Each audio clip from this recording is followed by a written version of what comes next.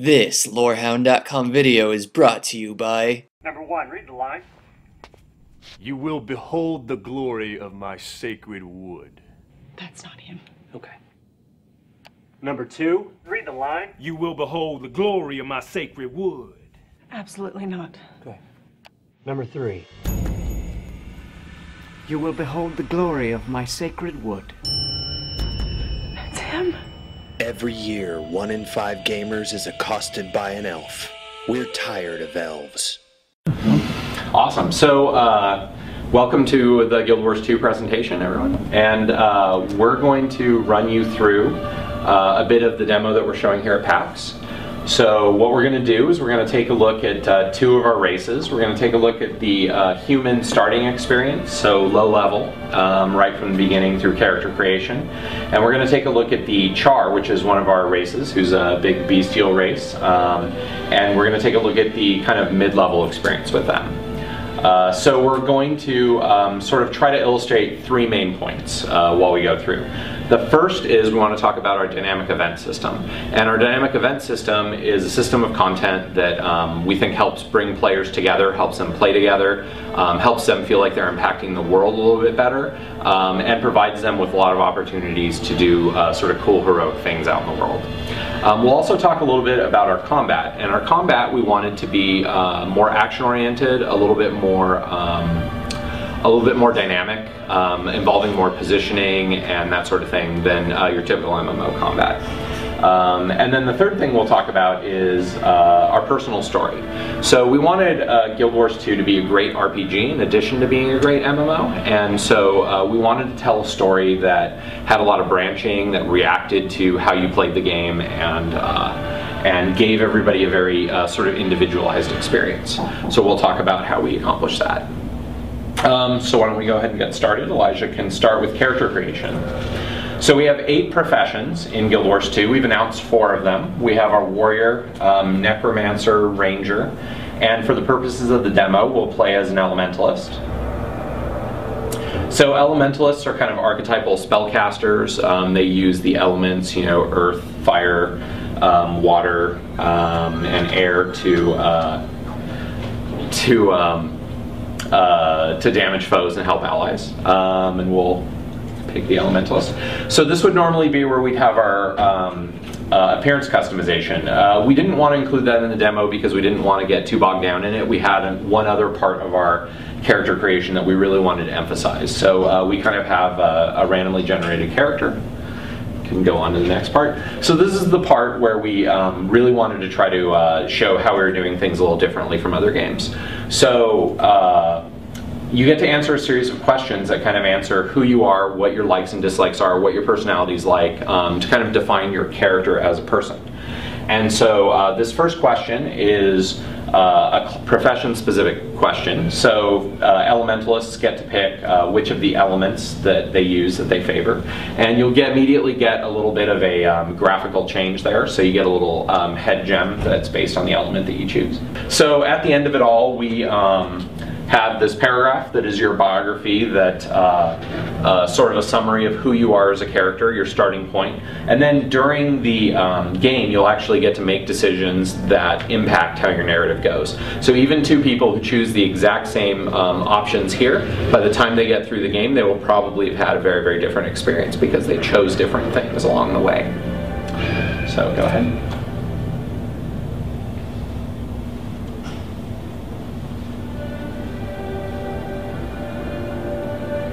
The human race once ruled Tyria.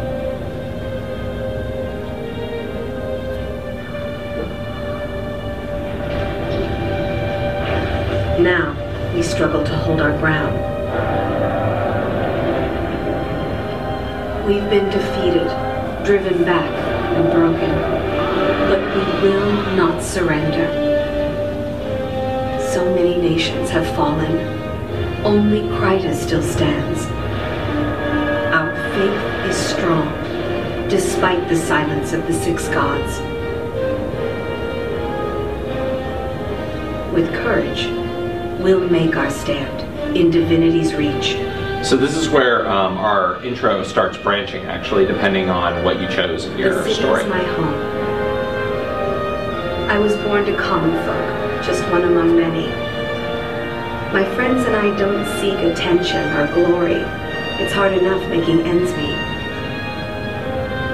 But I believe we can still shape a brighter world out of the ashes of the past.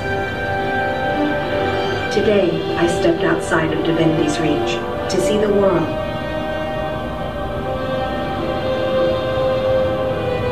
But when I arrived in Shaymore, the town was under siege by centaurs. Innocent villagers are in danger. Someone has to help. We can't go on living our lives in fear. I have to fight. I have to make a stand. This is my story. So that was our introduction, and one thing to note is our use of kind of both 2D and 3D artwork in conjunction with each other. We wanted to develop a very distinct visual style for the game. We wanted it to be very painterly. We wanted it to be very sort of not realistic, but to be sort of a unique look for ourselves. And we wanted to leverage the talent of our artists, who are very, very good 2D artists. And so you'll see that use of the 2D and 3D mix quite often in the game. Please, I need your help. So one of the things to note here, anytime you see that green starburst, it means you can continue your personal story. You can think of your personal story like it's the story in any good single-player RPG. It's a story that you don't go, it's a little different from typical MMO quests. You don't go and accept a bunch of quests and then finish them. It's one long big chain of events that's kind of your story and what's going on. So as Elijah gets into some fights here, you'll notice a few things about our combat. So first, most of our skills can be used on the move, and again that's because we wanted to emphasize positioning. We wanted where you're positioned and how you move to be very important to the game. You'll notice him dodging out of the way of attacks. You can do that just by double tapping in a direction.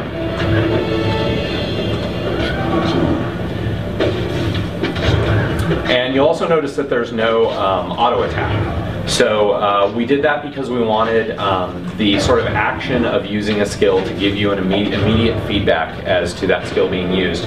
We felt like auto attack sort of muddies it up, where you don't really know whether you're animating because you're auto attacking or because you're using a skill.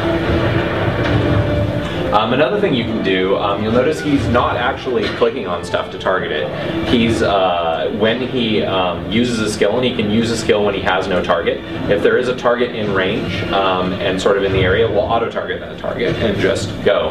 But if he wants to, he can just fire off skills when he's got no enemies around.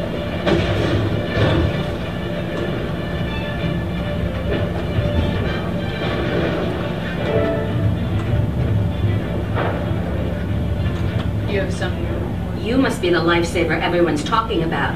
Whoever you are, thanks for sending those villagers here. We'll keep them safe. Sergeant, there are more centaurs on the other side of town. Captain Thackeray's calling for reinforcements at the garrison.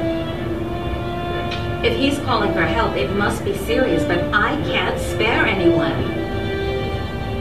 I'll go. Captain Thackeray's never failed Divinity's reach. If I can help him, I will. Officer, bless you. That's the spirit that'll win this war. Good luck. So again, this is another example of us using that sort of 2D and 3D combination of artwork to tell our story. And you'll notice we tell our story in other ways. So you'll notice a lot of conversations going on between NPCs, that sort of thing, without sort of going into cinematic. And we have a lot of voice acting in the game. So we have tens of thousands of lines of dialogue voice acted in the game. I think we added it up, it's more than 60 feature-length films worth of voice acting.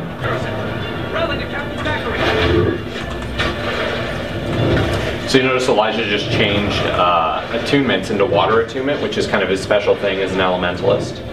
So when he changes into water attunement, he's actually changing kind of the role that he can take in combat. He's much more of a support-oriented character in water attunement. And we do that because we want players to be able to play the game regardless of whether they have a certain profession. One important thing to note is that if there were other players around, this is a multiplayer area, it's not an instance, and if there are other players around, then this event would scale up to account for those other players. And we do that because we want players in the world to see each other as allies. We don't want to see them as competing for the same resources. So Elijah's not going to feel resentful if someone else came in and joined in this event, because more centaurs are going to come, and that just means more stuff to kill and more fun. And it doesn't mean also that the event's harder. It doesn't mean that more players are going to make the event strictly harder for those guys. It means it's going to try to maintain the difficulty for the number of players that are there. So Elijah succeeded in the event in defending the garrison from the centaurs. And now this event is going to chain into, in a very simple way, because it succeeded, into another event.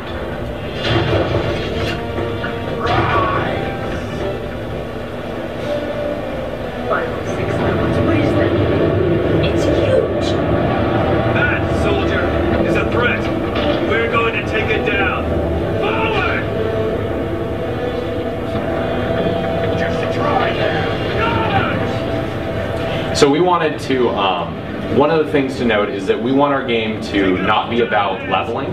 We want our game to be about being a hero, experiencing epic moments, doing important things, having adventures.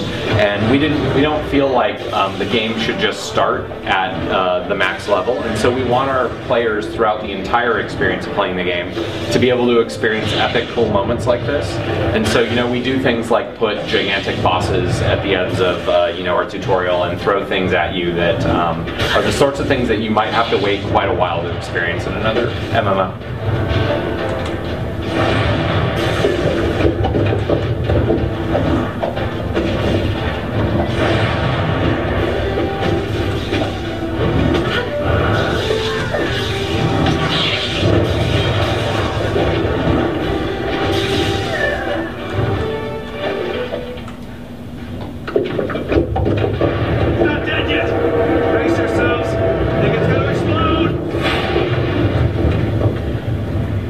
So that's the end of our tutorial, and now we'll go into kind of the persistent world, and we'll start that by continuing with a little bit of our personal